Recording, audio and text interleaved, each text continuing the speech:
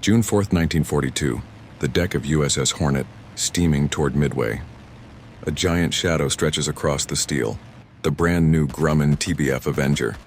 41 feet long, 17,000 pounds fully loaded, a flying fortress among the slender. Dauntless is beside it. Young pilots stare at it with doubt. A barn door with an engine, one mutters. Another laughs.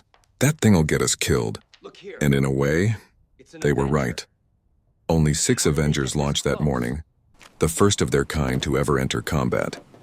Flying low and alone, they ran straight into a wall of veteran Japanese Zero pilots. In minutes, 5 were shot down. Only Ensign Albert Ernest limped back, bleeding fuel, his gunner dead.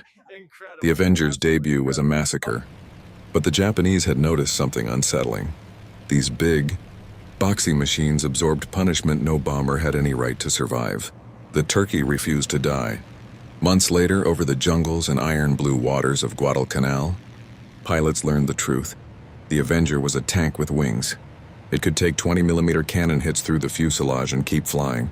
Its armored cockpit, self-sealing tanks, and 50 cal turret turned it into a slow, grinding brawler the Japanese hadn't trained for. And now it wasn't flying alone. The new F-6F, Hellcat swept the skies clean above. Them and the big blue blanket. Under that umbrella, the Avenger became the U.S. Navy's most lethal ship killer. At Guadalcanal, TBFs helped cripple the battleship Hiei, hammering her until she had to be scuttled. The joke was over. The turkey was turning the tide. By 1944, it was no longer mocked and it was feared. June 19th, the Philippine Sea. The largest carrier battle in history. Avengers launched in massive waves, heavy with Mark 13 torpedoes, flying a desperate 300-mile sprint toward the Japanese fleet. Anti-aircraft fire turned the sky into a black storm. Zeros swarmed overhead, but the Avengers pressed on. Their torpedoes tore open the carrier Hio, sending her to the bottom.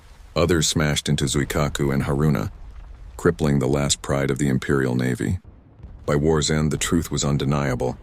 The slow, ugly turkey had sunk more Japanese shipping than any other aircraft. It became a dive bomber, a rocket platform, a submarine hunter, a weapon that simply refused to quit. The Avenger never tried to be pretty. It only tried to come home.